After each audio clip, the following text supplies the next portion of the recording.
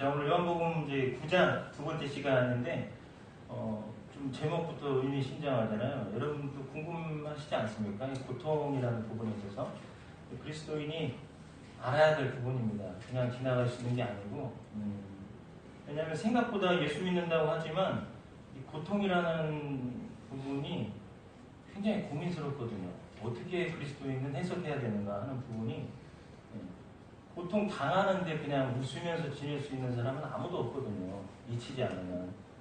그래서 이 부분은 오늘 9장을 통해서 우리가 좀 확인해 보려고 합니다. 앞으로도 그런 기회는 있겠지만, 오늘 날 때부터 맹인된 자를 통해서 주시는 그 깨달음 잘 가지시고, 우리가 이런 환경들이 혹시 주어질 때 이 말씀 때문에 잘 이겨내셨으면 좋겠어요. 인간은 누구나 어느 때인가 다 고통을 체험해야 해요. 그렇죠? 태어났기 때문에. 그러니까 태어난 것 자체부터 고통입니다. 그리고 지독한 고통을 당하다가 그렇게 살아간 사람들이 많아요. 그리고 대부분의 사람들이 고통을 겪습니다. 그러다가 모든 사람이 고통당하고 한 번 죽는 것은 사람에게 정하신 것이에요. 다 죽는 거예요. 그렇지만 이제 이 점에서 우리가 구별해야 될 게 있습니다. 그리스도인이든 그리스도인이 아니든 모든 사람이 다 고통을 당한다는 것은 사실이지만, 모든 사람이 당하는 고통이 다 같은 것은 아니다. 겉으로 보면 치료될 수 없는 질병으로 고통당하는 그리스도인이나 역시 같은 질병으로 고통당하는 불신자들이 동일한 경험을 하고 있는 것처럼 보입니다. 그러나 하나님의 이런 명백한 말씀의 가르침에 의하면 양편이 다 똑같은 것은 아니에요. 하나님의 관점에서 보면 불신자는 목적이 없이 고통을 당하는 겁니다. 사단은 자기에게 속한 사람들에게 자기가 하고 싶은 대로 행하는 존재이잖아요. 그러나 그리스도인의 경우에는 모든 지혜로 충만하신 하나님께서 의도하신 목적이 있기 때문에 주어지는 부분입니다. 그것은 고통을 허락하셨다고 하는 겁니다. 허락하셨다는 것. 그러니까 하나님의 의도함이 있기 때문이라는 거죠. 그래서 성경에 욥기서가 있는 것은 이게 매우 감사한 부분입니다. 그러면 그리스도인이 당하는 고통이 어떤 목적을 가지길래 고통을 당해야 하는 것인가? 이렇게 질문하게 되는 거 아니겠어요? 우리는 고통으로부터 배워야 되는 게 있습니다. 신자에게는 하나님의 뜻 가운데서 고통이 반드시 따른다는 것을 성경을 통해서 알아야 하고, 알았다면 그 고통을 통해서 유익을 얻기 위해서 수고해야 됩니다. 알기 위한 수고가 필요한 것이죠. 이러한 물음에 대한 답변이 바로 이제 나면서부터 맹인된 자를 치료하신 이 사건 속에서 예수님의 말씀에 의해서 제시되고 있다는 것이죠. 9장에서 예수님은 길을 가실 때 날 때부터 맹인된 사람을 보신지라 이렇게 시작합니다. 그리고 제자들이 이제 바로 묻죠. 라비여, 이 사람이 맹인으로 난 것이 누구의 죄로 인함이니까? 자기니까? 그의 부모님이니까? 그들이 던진 질문은요, 사실 오래 전부터 사람들이 고통이라는 이 난제, 이것 때문에 던졌던 질문이고, 우리도 이런 질문을 사실은 합니다. 그러나 제자들의 입에서 나오는 그 질문은 그릇된 기본 전제를 깔고 시작한 겁니다. 이게 무슨 얘기냐? 흔히 이 세상에서 당하는 고통은 전생에서 죄의 보응이라는 이교적인 전제, 그것을 깔고 있어요. 일종의 윤회체계입니다. 이게 당시 이 문제에 대해서 철학자들 혹은 신학자들 사이에 통용되던 이 이론이 있었어요. 바벨론 사람들, 또 페르시아인, 그리스인들 사이에서 이런 많은 주장들이 있었습니다. 어떤 것? 환생의 교리, 다시 태어나는 것.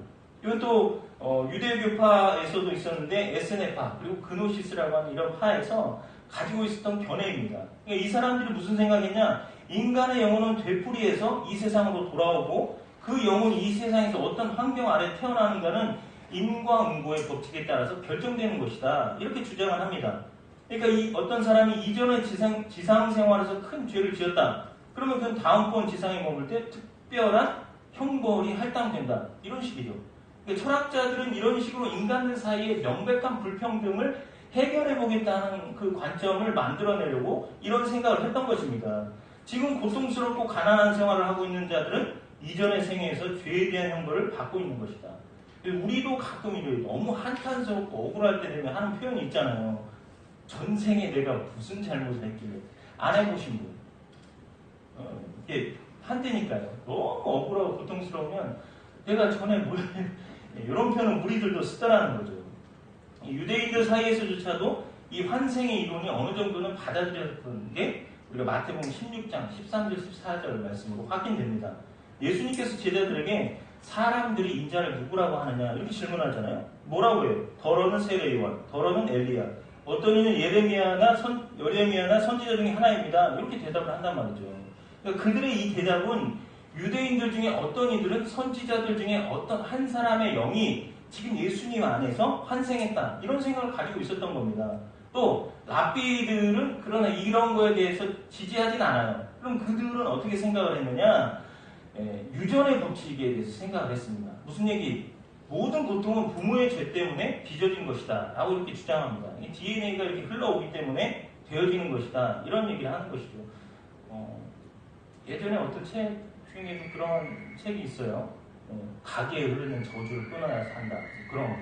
예수 믿으면 그런 얘기 할 게 아닙니다. 사실은. 어쨌든 모든 경우에 전면적으로 적용하는 것을 이제 구약 성경이 지지해주지 않는다. 이걸 알아야 돼요. 적어도 욥의 경우를 보면 이 견해가 수정되어야 됨을 알 수 있죠. 그래서 어떤 랍비들은 이 견해를 수정하기도 하고 또 바리새인들 가운데서는 이보다 훨씬 더 지지할 수 없는 또 다른 이론이 성립되는데 뭐냐? 모태에서조차도 죄를 지을 수 있다. 그래서 그걸 지지하는 게 창세기 25장 22절 말씀에 그 아들들이 그의 태 속에서 서로 싸우는지라 그가 이르되 이럴 경우에는 내가 어찌할꼬 하고 가서 여호와께 묻자온대. 이 말씀을 가지고 그런 생각을 했다는 것이죠. 제자들이 주님께 랍비여 이 사람이 소경으로 난 것이 네 죄로 인하여입니까? 자기입니까? 부모입니까? 이런 질문했던 것. 이와 같이 서로 갈등을 빚으면서 그 당시 통용되던 이론들 그리고 철학적 설명들을 염두에 두고 있었기 때문에 그들이 그런 반응을 보였던 겁니다. 그러나 성경은 이런 가르침들을 전혀 지지하지 않습니다. 오늘날 우리는 이 구절을 어떻게 적용해 볼 수 있는가 하는 부분을 생각할 때 눈먼 거린을 앞에 둔 제자들의 추론 이게 우리에게 분명히 엄숙한 경고가 된다는 것을 생각하셔야 됩니다. 우리가 이웃의 궁핍함에 대해서 냉담하잖아요. 무슨 얘기냐? 그 사람이 처한 상황과 환경 속에 있는 것, 저 사람이 왜 저런 고통과 아픔을 당하는 것일까? 이것에 대해서만 생각하고 이야기할 뿐이지 그들의 직접적인 문제에 대해서 깊이 고민하거나 그들의 도움을 위해서 어떤 일들을 하기 위한 이런 생각들은 전혀 하지 않더라 하는 것이죠. 그래서 신학적 문제에만 몰두한다거나 잃어버린 바 된 죄인들에게 복음을 전파하는 것을 하지 못하는 그런 어리석음 속에 있다는 거죠. 그래서 우리가 이 이야기를 통해서 배워야 될 가장 큰 교훈은 인간 고통의 문제를 적절하게 이렇게 답할 만한 것은 없다 하는 겁니다. 어느 누군가 천성적으로 불구로 태어났다거나 불의의 사고를 당했을 때 우리는 어떤 죄 때문에 하나님이 그를 치신 결과다. 이런 생각을 1%도 갖지 말자는 겁니다. 지금. 이것에 대해서 우리가 생각해 볼 게 있다면 하나님의 섭리입니다. 하나님의 섭리. 하나님의 섭리는 우리가 생각할 수 없는 고귀한 영역인 것이죠. 우리는 이해할 수 없지만 하나님 편에서는 하시고자 하는 하나님의 의도된 계획이 있다는 것이죠. 그것을 위해서 우리가 말씀 한번 찾아보겠습니다. 열왕기하 22장. 이거 꼭 보셔야 돼요. 찾아보세요. 듣는 것보다는 보면서 듣는 게 훨씬 낫습니다. 열왕기하 22장 19절과 20절 말씀입니다. 구약성경 602면쯤 있어요. 열왕기하 22장 19절 20절 말씀. 내가 이곳과 그 주민에게 대하여 빈터가 되고 저주가 되리라 한 말을 내가 듣고 마음이 부드러워져서 여호와 앞 곧 내 앞에서 겸비하여 옷을 찢고 통곡하였으므로 나도 내 말을 들었노라. 여호와가 말하였느냐. 그러므로 보라 내가 너로 너의 조상들에게 돌아가서 평안히 묘실로 들어가게 하리니 내가 이곳에 내리는 모든 재앙을 내 눈이 보지 못하리라 하셨느니라 하니 사자들이 왕에게 보고하니라. 이게 지금 요시아에 대한 이야기를 하고 있거든요. 요시아가 누구냐? 하나님이 보시기에 정직히 행했고 그의 조상 다윗의 모든 길로 행하고 좌우로 치우치지 아니한 하나님 기뻐하시는 왕이었습니다. 6월절을 지키기 시작했고요. 또 종교개혁을 단행했어요. 그런데 그가 이제 성전에서 율법책이 발견됐고 그 율법책을 서기관 사반이 읽어주도록 합니다. 그리고 그 내용을 듣고 조상들이 율법대로 행하지 아니한 역사를 알고 하나님 앞에 겸비를 해요. 그래서 여기 나오잖아요. 하나님께서 저주가 되리라 한 말을 듣고 내가 듣고 마음이 부드러워져서 여호와 앞에 통곡하면서 행동했다 하는 이 내용이 나오고 있어요. 하나님께서 요시아의 이러한 행동들을 듣고 보고 하신 말씀이 내가 너로 너의 조상들에게 돌아가서 평안히 묘실로 들어가게 하리라. 이렇게 말씀하고 계신다는 것이죠. 근데 여러분 요시아가 어떻게 죽는 줄 아십니까? 모르죠. 23장에도 요시야가 죽은 것에 대한 내용은 나와 있는데 이것을 좀 더 자세하게 기록하고 있는 건 역대하 35장입니다. 보겠습니다. 역대하 35장.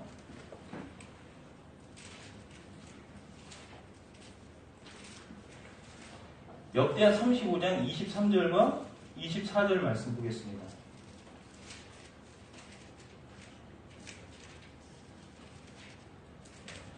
활 쏘는 자가 요시야 왕을 쏜지라. 왕이 그의 신하들에게 이르되 내가 중상을 입었으니 나를 도와 나가게 하라. 그 부하들이 그를 병거에서 내리게 하고 그의 버금 병거에 태워 예루살렘에 이른 후에 그가 죽으니 그의 조상들의 묘실에 장사되니라. 온 유다와 예루살렘 사람들이 요시야를 슬퍼하고. 이렇게 기록되어 있어요. 뭐로 죽은 거예요? 활 맞아 죽었대요. 우리가 활 맞아본 적은 없지만 영화 같은 데 보면 활 맞은 사람 굉장히 고통스럽잖아요. 그렇죠? 네. 너무 저기 장군들은 맞아도 뭐 이렇게 하고 뭐 이렇게 그런 모습 보이긴 하지만 사실 그게 쉽지는 않을 겁니다. 예, 우리가 바늘만 찔려봐도 알잖아요. 전쟁에서 활에 맞아 죽습니다. 물론 35장이 전체의 전반을 보면 불순종에 대한 결과로 나타나긴 해요. 그러면 현상만으로 봤을 때 요시야가 이렇게 죽은 것에 대해서 불만을 가질 수 있습니다. 왜 하나님은 평안히 가겠다고 하는데 이렇게 활 맞아서 죽는 일이 생기는 것인가, 이렇게 생각할 수 있다는 것이죠. 그러나 우리가 앞서 읽은 열왕기하 22장 20절의 후반절 말씀, 이것을 통해서 생각해보면 달라집니다. 뭐라고 말씀하셨냐? 내가 이곳에 내리는 모든 재앙을 내 눈이 보지 못하리라. 과정만 보는 인간으로서는 친히 하나님께서 하신 말씀이 내용에 오류가 있다고 생각할 수 있겠지만, 여러분 훗날에 이스라엘이 바벨론 이렇게 포로로 끌려가잖아요. 여러분 포로로 끌려갔다는 것만 생각해도 누가 스탄께 어서 우리나라로 오십시오 이럴 사람은 아무도 없습니다. 그렇지 않아요? 굉장히 그 고통스러운 상황을 우리는 생각해 볼 수 있습니다. 충분히. 그런 환경이나 상황들이 너무 힘들고 고통스럽고 포로가 된 자들에게는 그게 굉장히 말할 수 없는 고난일 거란 말이죠. 치욕스러운 그런 부분이 있던 것입니다. 그러니까 이 모든 것이 엄청난 고통이란 말이죠. 그러니까 하나님 편에서 요시야에게 이러한 부분은 주신 은혜입니다. 하나님의 섭리가 그 안에 있던 거예요. 여러분 우리가 예수님을 잘 믿는데 교통사고로 너무 이렇게 정말 살벌하게 돌아가셨거나 질병으로 돌아가신 분들, 이런 분들 보면은 그거 하나만 가지고 뭐라고 해요? 아니 하나님 어떻게 예수님 그렇게 잘 믿던 사람을 이렇게 어렵게 만드십니까? 이렇게 죽을 수밖에 없게 만드십니까? 막 이런 불평, 이런 부분들을 가진단 말이죠. 그러나 이게 만약 요시야와 같은 하나님의 섭리가 있다면 인간 편에서는 힘든 이야기입니다. 그런 보편성을 가지고 왔을 때 우리 누구나 다 죽잖아요. 그런 보편성에서 생각을 해본다면 인간 누구에게나 그런 일들은 일어날 수가 있습니다. 그러니까 하나님 편에서 그를 사랑하셔서 더 살 수 있는 인생에서 더 이상 고통을 겪지 않은 것, 오히려 그게 더 감사한 부분 아니냐는 거예요. 우리가 생각해 볼 수 있는 한 부분입니다. 마태복음 24장에는 예수님께서 말세에 일어날 징조로서 수많은 재난이 일어날 것에 대해서 말씀하고 있습니다. 지금 우리 주변에서 이미 일어나고 있는 일이지만 마태복음 24장 한번 보세요.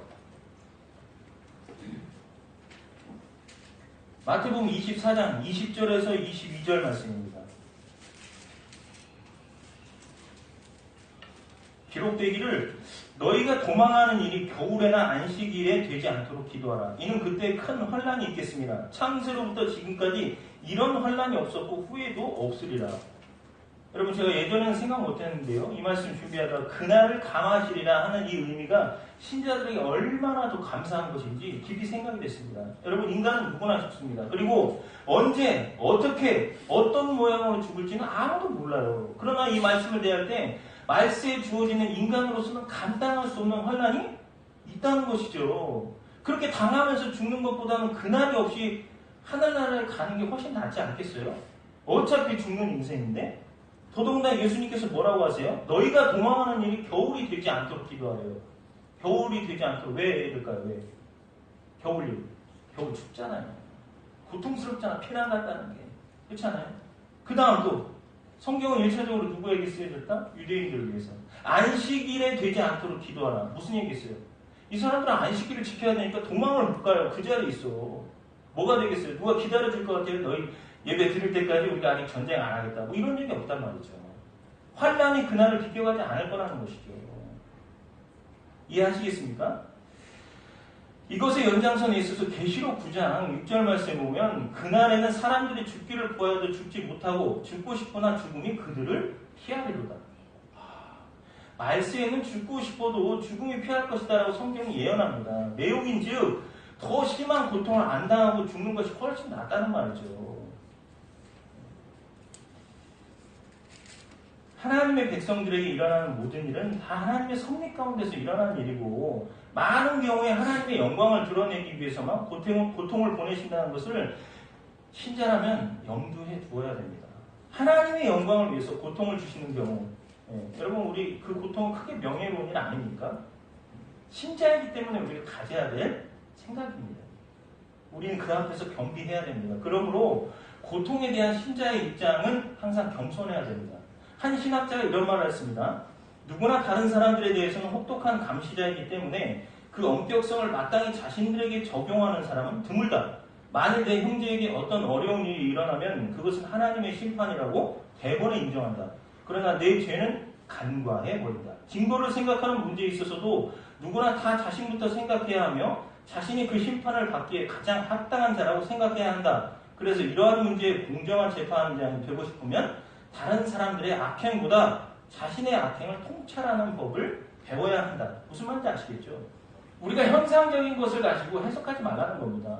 하나님의 섭리와 의도가 있을 것을 알고 겸손하라는 거예요. 어떤 뜻이 있는지 모르니까. 이런 문제에 대해서 성경은 이렇게 말씀합니다. 마태복음 10장 1절에서 5절 말씀에 비판을 받지 아니하려거든 비판하지 말라. 너희가 비판하는 그 비판으로 너희가 비판을 받을 것이요 너희가 헤아리는 그 헤아림으로 너희가 헤아림을 받을 것이니라. 어찌하여 형제의 눈 속에 있는 티는 보고 내 눈 속에 있는 들보는 깨닫지 못하느냐. 보라, 내 눈 속에 들보가 있는데 어찌하여 형제에게 말하기를 나로 내 눈 속에 있는 티를 빼게 하라 하겠느냐. 외식하는 자여, 먼저 내 눈 속에 들보를 빼어라. 그 후에야 밝히 보고 형제의 눈 속에서 티를 빼리라. 아시겠죠? 하나님께서 여러 다양한 이유 때문에 자기 백성을 괴롭게 하시는 부분이 있는데 우리는 그냥 겉으로 보이는 현상에만 치우쳐서 정죄하고 판단하고 이런 모습들을 보인다 하는 겁니다. 여러분, 우리는 하나님이 하신 일을 알 수가 없습니다. 오직 하나님 한 분만 아시는 것이죠. 특별히 예수님은 하나님은 예수님을 잘 믿는 사람에게 더 혹독하게 대할 때가 많으세요. 때로 하나님께서는 자기를 믿는 사람들의 신앙, 경륜이 있고 아니고 이런 거 별로 상관치 않고 순종을 연단하시고 인내하심을 기르게 하시려고 그런 고통을 주실 때가 있다는 것이죠. 욥이 다른 모든 사람들보다도 더 불행해졌지만 그의 죄 때문에 그런 어려움을 당한 것이 아닌 것을 우리는 알잖아요. 하나님의 의도가 전혀 다른 곳에 있었습니다. 하나님의 의도, 단지 그것이 이유였던 거예요. 어째서 그리스도인들이 특별하게 고통을 받아야 하는지, 또 하나님은 어째서 우리로 하여금 어떤 특별한 경우에 고통을 당하도록 허락하시는지 그 이유를 알아야 합니다. 대부분의 어떤 고난은 우리의 잘못을 바로잡기 위해서 주어집니다. 다시 말해서 하나님께서 우리 앞에 닦아놓으신 길로 되돌아오도록 고통을 보내신다는 것이죠. 여러분, 어린아이가 잘못을 범했을 때 바른 양식을 가지고 있는 부모라면 아이에게 매를 댈 겁니다. 우리는 미래를 알 수 없잖아요. 우리가 살면서 인생에 있어서. 그러나 자녀에게 부모는 미래입니다. 어떤 의미에서일까요? 부모는 인생을 살아갔잖아요. 그러니까 아이보다도 인생의 어떤 부분이 옳고 그른지를 아는 부분이 있다는 말입니다. 그래서 적어도 아직 세상이라는 것이 무엇인지 모르는 시기 그리고 사리분별을 하지 못하는 아이의 어떤 행동들에 대해서 그 아이에게 해가 될 것을 안단 말이죠. 그렇기 때문에 채찍을 드는 거예요. 만일 부모가 그 아이를 사랑하지 않으면 채찍을 대지 않을 겁니다. 그러나 사랑한다면 아이가 잘못할 때 징계를 주는 것이 올바른 것이죠. 사리분별을 못하는 아이라고 자기 주장, 자기 생각 없을 것 같습니까? 여기 아직 아이를 낳아서 키워본 분이 몇 분 안 되니까 잘 모를 수도 있겠지만 그래도 조카들을 보거나 주변에서 보고 듣는 것. 그래서 어느 정도는 알잖아요. 아이들도 자기가 하고 싶은 대로 무엇인가를 하고 싶은 그리고 고집을 부리는 그런 일들이 많습니다. 그래서 잘 키워야 하니까 채찍을 드는 것이죠. 우리나라 속담에 그런 것도 있잖아요. 3살 버릇 여든 간다. 바르게 잘 키워야 된다는 것이죠. 바르게. 사람마다 자기가 하고 싶은 대로 무엇이든지 다 할 수 없다는 것을 배워야 됩니다. 자기의 소원이나 어떤 경우에는 다른 사람의 명령이나 지시에 자기 마음대로 할 수 없음을 배워야 되는 것이죠.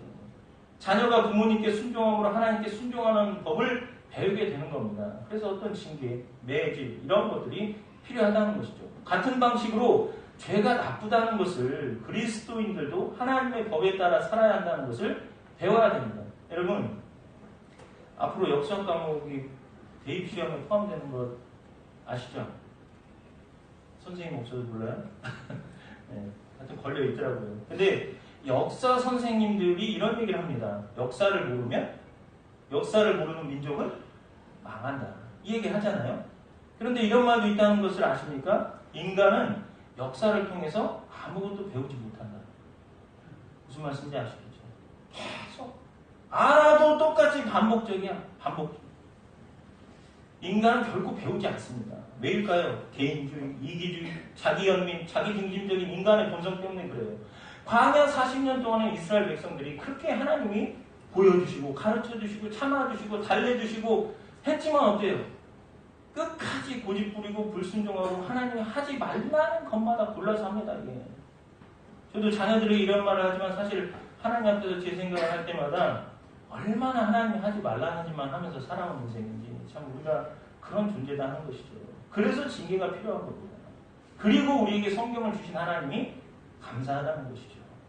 히브리서 12장 5절에서 8절 11절 말씀 보면 또 아들들에게 권하는 것 같이 너희에게 권면하신 말씀도 잊었도다. 일렀을 때 내 아들아 주의 징계하심을 경히 여기지 말며 그에게 꾸지람을 받을 때 낙심하지 말라. 주께서 그 사랑하시는 자를 징계하시고 그가 받아들이시는 아들마다 채찍질 하심이라 하였으니 너희가 참음은 징계를 받기 위함이라. 하나님이 아들과 같이 너희를 대우하시나니 어찌 아버지가 징계하지 않는 아들이 있으리요? 징계는 다 받는 것이거늘 너희에게 없으면 사생자요 친아들이 아니니라. 무릇 징계가 당시에는 즐거워 보이지 않고 슬퍼 보이나 후에 그로 말미암아 연단받은 자들은 의와 평강의 열매를 맺느니라. 아멘? 여러분, 징계가 하나님에게는 이런 뜻이 있다는 겁니다. 하나님의 섭리 속에서 고통과 아픔들이 있다는 것, 이것은 하나님이 주시려고 하는 의와 평강의 열매를 주시려고 하는 거예요. 하나님 앞에 그리스도인들은 뜻이 없는, 의도 없는, 하나님의 섭리가 없는 것은 아무것도 없습니다. 우리는 그것을 먼저 생각할 수 있는 겁니다. 하나님께서 신자에게 어떤 건설적인 고통을 주신단 말이죠. 그러한 고통들을 방편으로 우리 삶 속에 들어있는 불쾌한 것들, 좋지 않은 것들 다 씻어내고 우리 속에 예수님의 성품을 담도록 만들어 가시는 겁니다. 다윗이 자신의 인생에서 배운 것이 바로 이러한 건 아니겠어요? 시편 119편 67절 말씀에 고난 당하기 전에는 내가 그릇 행하였더니 이제는 주의 말씀을 지키나이다. 고통이 다윗의 성장 요인의 한 부분이었다는 겁니다. 하나님의 자녀들 중 많은 사람들의 삶 속에서도 그러하시다는 거죠. 끝으로 3절 말씀에 나오지만 그에게서 하나님이 하시는 일을 나타내고자 하십니다. 이 말씀 고통의 문제에 대해서 해결의 실마리를 우리에게 제시해 주잖아요. 하나님은 그 자신의 지혜로운 이유 때문에 고통과 질병을 허락하신 겁니다. 때로는 하나님은 그것으로 인해서 또 영광을 받으세요.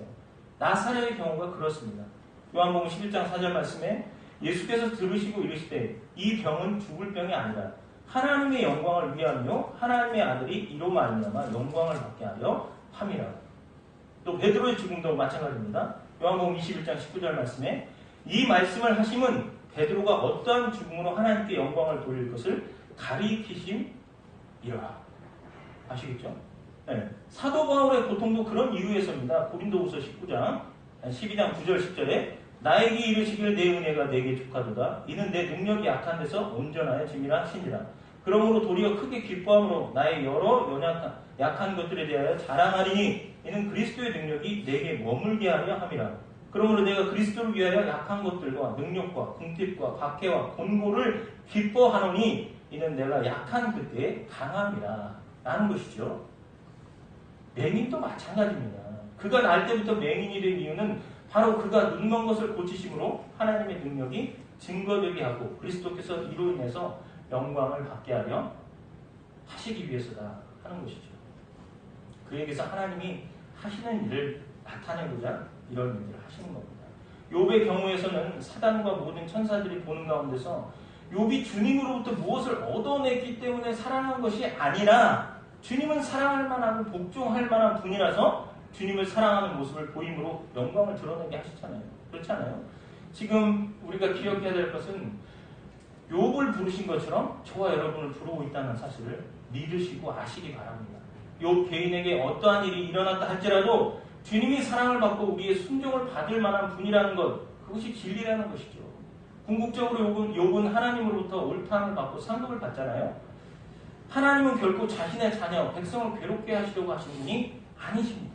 그분의 선하심과 인자하심을 따라서 하나님의 광대하심 속에 이루시는 섭리가 있다는 사실을 아시고 오히려 우리의 하나님 진리를 깊이 알 수 있도록 믿음의 장성한 자가 되도록 주님, 제게 성령 충만함 주십시오. 주의 영으로 하나님의 말씀을 깊이 헤아려 알 수 있는 은혜를 허락해 주시기 원합니다. 이런 기도를 할 수 있는 저와 여러분의 삶이 됐으면 좋겠습니다. 여러분, 니체라는 사람이 이런 얘기를 했더라고요. 고통의 의미를 발견하면 이미 고통은 고통이 아니다. 무슨 말입니까? 고통의 의미를 찾고 나면 고통은 고통이 아니다는 것이죠. 미래에 훈련할 수 있도록 주어지는 도구입니다. 방편이 되는 것이죠. 성경은 뭐라고 얘기할까요? 로마서 5장 3절 4절 말씀에 우리가 환난 중에도 즐거워하나니 이는 환난의 인내를, 인내는 연단을, 연단은 소망을 이루는 줄 알미로다. 여러분, 하나님의 자녀로서 합당하게 살게 하시려고 주시는 이 건설적인 고통이 우리에게 주어질 수 있음을 명심하십시오. 우리도 있을 수 있습니다. 언제까지 될지 모릅니다. 하나님이 기뻐하시는 일들을 위해서 언제 우리를 욥처럼 부르실지 모릅니다. 각 사람에게 주어지는 고통과 아픔을 믿음으로 감사함이 넘치게 하라 말씀드리는 것이 쉬운 것은 아닙니다, 여러분. 그러나 오늘 말씀을 기억하시고 여러분에게서 하나님이 하시는 일, 곧 영광을 나타내고자 하심이 있다는 것을 기억하셔서 그리스도 예수를 주로 받았으니 그 안에서 행하되 그 안에 뿌리를 박으며 세움을 받아 교훈을 받은 대로 믿음에 굳게 서서 감사함을 넘치게 하시는 우리 생명교회 공동체가 되시기를 주님의 이름으로 부탁드립니다.